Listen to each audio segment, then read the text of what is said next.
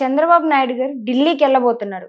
అయితే ఎన్నికల్లో రావడానికి ముందు 5 హామీలైతే ఇచ్చారు. అయితే ఇప్పుడు ఢిల్లీకి వెళ్తున్నారు కదా! ఈ 5 హామీల గురించి మాట్లాడి, ఆ పథకాలను తీసుకురావడం కోసమే వెళ్తున్నారంటారా? లేకపోతే దీని వెనకాతల వేరే ఏదైనా కారణం ఉంటుందంటారా? దీన్ని మీరెలా చూస్తున్నారసలు? 5 అనేది దాని గురించి మోడీకి ఎందుకు చెప్తాడు? అదే బస్సు ఫ్రీగా ఇస్తాను మహిళలకి, ఇంకడికి ఏదేదో చేస్తాను. అది హామీలయి. ఆ హామీలు నెరవేరుస్తారు లేదంటే నిన్న మీటింగ్లో తేల్చుంటారు. ఆగస్టు నుంచి విమెన్కి ఫ్రీ బస్సు అని ఇస్తున్నారు. ఒకటొకటి తీర్చుకుంటూ వస్తున్నాడు. ఆయన ఢిల్లీ వెళ్ళేది తాడో పేడో తేల్చుకునే ఉద్దేశంతో వెళ్ళాలని ప్రజలు అనుకుంటున్నారు. మోడీ దగ్గరికి కానీ అమిత్ షా దగ్గరికి కానీ సెంట్రల్ గవర్నమెంట్ మీరు సపోర్ట్ చేసి వాళ్ళ గవర్నమెంట్ నిలబడడానికి దోహదపడ్డారు కాబట్టి ఇప్పుడు కానీ పట్టుకోకపోతే రేపు మళ్ళీ పార్లమెంట్ సెషన్లో ఫైనాన్స్ రిలీజ్ చేస్తారు. ఇప్పుడు ఈ టైంలో మీరు పట్టుకోకపోతే వాళ్ళు ఎవరు ఎలాగా పోలవరం ఎవరు, స్పెషల్ స్టాటస్ ఎవరు, ఈయన అడిగిన బడ్జెట్ ఎవరు, ఇంకా ఇప్పుడు ball is in Chandrababu Naidu and Nitish Kumar hands. వాళ్ళు కూడా స్పెషల్ స్టాటస్ అడుగుతున్నారు. సో ఎవరో మన బీహార్లో కూడా ఈ ఒకే సంవత్సరంలో 10 బ్రిడ్జిలు పడిపోయినాడు. 10 బ్రిడ్జిలు. ఎంత దరిద్రమైన స్టేట్ దాన్ని పడ్డారు, ఎంత వెదవలని కాంట్రాక్టర్స్ను ఎంత కలుషితం అయిపోయిందో. అలాంటిది అక్కడ 10 పడిపోయాయి కదా, మాది ఇక్కడ 2-3 వస్తే పిల్లర్లు పడిపోతాయండి అని కేసీఆర్ అనుకుంటాడు. వాళ్ళంత ఫ్రాడ్, ఈయన అంత ఫ్రాడే. పైగా కేసులు అవి పెట్టద్దు ఈ పెట్టద్దు అన్నాడు కేసీఆర్. సో అది వేరే విషయం. ఇప్పుడు చంద్రబాబు నాయుడుకి ఈ ఫైనాన్షియల్ సెషన్ అయ్యే లోపల పార్లమెంట్లో ఇతను అడిగింది ఇవ్వకపోతే ఆయనకి ఎవరికి కాదు. ఎందుకు జడుస్తారని మన సోషల్ మీడియా అడగాలి. ఇప్పుడు ఆయన ఎందుకు వెళ్తున్నాడు? ఆయనకు కావాల్సిన బడ్జెట్ అడగడానికి వెళ్తున్నాడు. అమరావతికి, పోలవరానికి, మరి స్పెషల్ స్టాటస్ ఉందో లేదో తెలుసు, ఆయన బుక్లో ఉందో లేదో తెలీదు. అది కానీ ఉంటుంది. ఈ 3 వివరాలు ఏదో విధంగా వాళ్ళు ఏదో ఒక రాజకీయం చేస్తూ బతికేద్దాం, వీళ్ళిద్దరూ తప్పుకుంటే పడిపోద్ది, ఈయన ఒక్కడు తప్పుకుంటే పడిపోదు. మొత్తం నితీష్ కుమార్ కూడా జత కలిసి ఇండియా కూటమిలోకి జంప్ చేసేస్తే, ఇప్పుడు కానీ ఆయన టైట్గా లేకపోతే మన చీఫ్ మినిస్టర్ చంద్రబాబు నాయుడు గారు ఆయనకి ఎవరు తర్వాత మరి ఆయనకి మనకు తెలిసినంత ఆయన తెలుసు. 40 ఏళ్ళ ఎక్స్పీరియన్స్ ప్లస్ ఏమో ఇది 13వ సంవత్సరం 12వ సంవత్సరం అది సీఎం. అంచేత అంతకుముందు చేసిన పొరపాట్లు ఇప్పుడు చేయడు. అంతకుముందు చేశారు పొరపాట్లు, అందుకనే 23 సీట్లు వచ్చినాయి. నేను పదే ఎందుకు చెప్తాను, ప్రజలు ఎప్పటికప్పుడే రిజల్ట్ ఇస్తూ ఉంటారు, రిటర్న్ గిఫ్ట్. అలా విధంగా ఇప్పుడు మీరు చేయాల్సిన ప్రామిసుల్లో ఈ 5 హామీలు చేస్తూ మీ బడ్జెట్ని కవర్ చేసుకోవాలంటే చాలా ఎక్కువ బడ్జెట్ ఇవ్వాలి. ఓకే, ఈయన స్పెషల్ స్టాటస్ ఎవరు, కనీసం స్పెషల్ ప్యాకేజ్ అని ఏమంటా వెళ్తున్నాడు. స్పెషల్ ప్యాకేజీ అంటే ఏంటి? స్పెషల్ స్టాటస్ ఇవ్వం. స్పెషల్ స్టాటస్ ఇస్తే ట్యాక్స్లో నోట్లో చాలా పెద్ద ప్రాబ్లం వస్తుంది. ఎక్కడి నుంచి వచ్చే ఇన్కమ్ సెంట్రల్ కోట రాదు. అలా వస్తేనే ఆ డబ్బులు మనకి ఇస్తారు బడ్జెట్గా. ఓకే, సో అది ఏదో మొత్తం టెక్నికల్ ప్రాబ్లంగా వాళ్ళు జరగనివ్వరు. చంద్రబాబు నాయుడుకి పేరు రానివ్వరు. ఆ పేరు ఏమన్నా వస్తే బీజేపీకి మళ్ళీ గవర్నమెంట్ వచ్చేటప్పుడు 5 సంవత్సరాల తర్వాత బీజేపీ వస్తే ఎన్ని ఇస్తామని చెప్పేసి అప్పుడు అంటారు. అటువంటి అరాచకమైన మనస్తత్వాల్లో ఉన్నారు అక్కడ.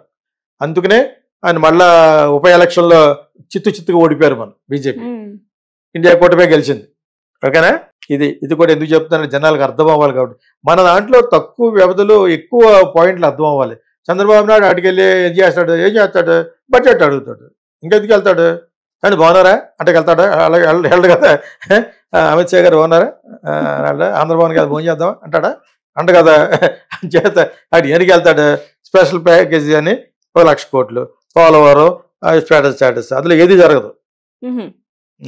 Take my word. ఎందుకని జరగదు అంటున్నారు? చంద్రబాబు నాయుడుకి అంత గబుకం జరగనివ్వరు. వాళ్ళు అక్కడ వాళ్ళ యొక్క పొజిషన్ బాగుండేది చూస్తారు. బాగోలేదు ఇప్పుడు వస్తాం కాబట్టి ఇతను అడిగిన దాంట్లో పావు ఇస్తారు.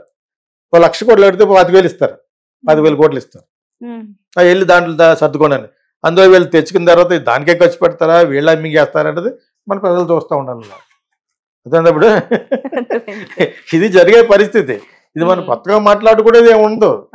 అది ఎక్స్పీరియన్స్ అనకొండది ఎవరు, చంద్రబాబు నాయుడు. దాని పక్కన ఉండే చిన్న అనకొండ చంద్రబాబు మరాడు పవన్ కళ్యాణ్. అంచేత ఏది అందరినీ అంటారు. అందరూ అంటే రాజకీయం అది. స్పెషలిటీల్లో స్పెషల్గా పుట్టారా?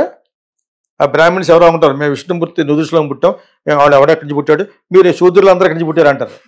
లేకపోతాడు అంటే వీళ్ళు ఎక్కడి నుంచి పుట్టారట, మనం ఇక్కడి నుంచి పుట్టాం అనమాట. అని అలాగా వీళ్ళు సెపరేట్గా పుట్టారు వాళ్ళు అడిగితే ఆయన రూపాయి అడిగితే పావలా ఇస్తాడు ఇప్పుడు ఆ పావలా ఒకటి అలాగా చాలా పట్టుకోలేదు జరిగేది అదే కాదని నితీష్ కుమార్కి చెప్పేసి మీ బీహార్ రాష్ట్రానికి స్పెషల్ చాట్ ఇచ్చినా ఏది చాట్ ఇచ్చినా బ్రిడ్జిలు పడిపోతూ ఉంటే ఇది అలాగే వేస్ట్ కాబట్టి మనం ఆ పక్క జంప్ చేద్దాం వాళ్ళు అడుగుదాం మీరు మాకు ఇస్తారా అని ఇస్తా ఉంటారు వాళ్ళకి ఫిటింగ్ పెట్టింది ఎవరు దీది వెస్ట్ బెంగాల్ ఆవిడ ఉందో అడుగు డ్రెస్ చేసుకుని ఉంటుంది చేనేత వస్త్రం మమతా బెనర్జీ మొట్టమొదటి ఫిటింగ్ పెడతాం నాకు ప్రైమ్ మినిస్టర్ ఇస్తే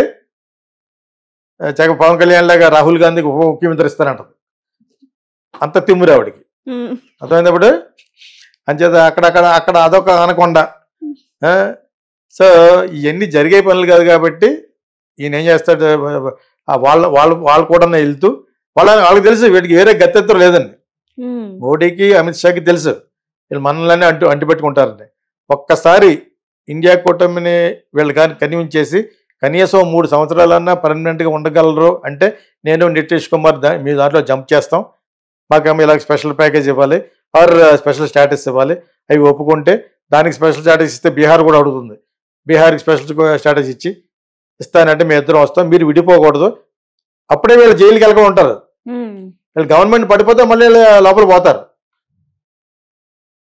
అప్పుడు ఇండియా కూటమిలో జగన్ కూడా కలిసిపోవచ్చు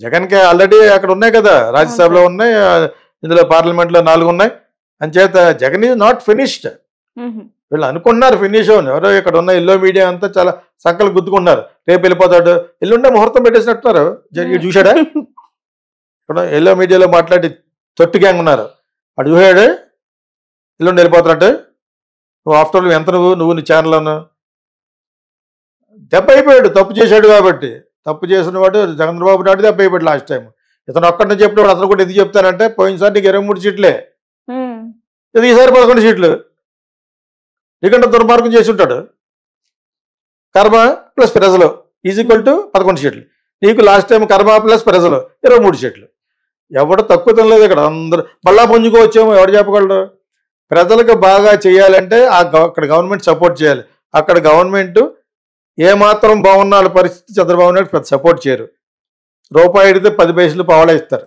ఇప్పుడు 1,00,000 కోట్లు అడిగితే 10,000 కోట్లు ఇస్తే చాలా గొప్ప ఎందుకంటే వాళ్ళ పొజిషన్ బాగలేదు అక్కడ వాళ్ళకి డబ్బులు పేరు వచ్చేది చేస్తారు 3,500 కోట్లు పెట్టి సర్దార్ వల్లభాయ్ పటేల్ విగ్రహాలు ఇక్కడ కేసీఆర్ వచ్చి ఎన్నో కోట్లు పెట్టి అంబేద్కర్ వాళ్ళు కట్టమన్నారు మిమ్మల్ని పేదలకి వాటికి అభివృద్ధి పథకాలు ఇవ్వాలి కానీ నువ్వు వీళ్ళ విగ్రహాలు కట్టారంటే మీ ఓట్ల గురించా అంబేద్కర్ విగ్రహం ఎందుకు ఇక్కడ అక్కడ సర్దార్ వల్లభాయ్ పటేల్ విగ్రహం ఎందుకు ఎన్నో ప్రాజెక్టులు పెండింగ్లో ఆగిపోయి జనాలు ఏడుస్తుంటే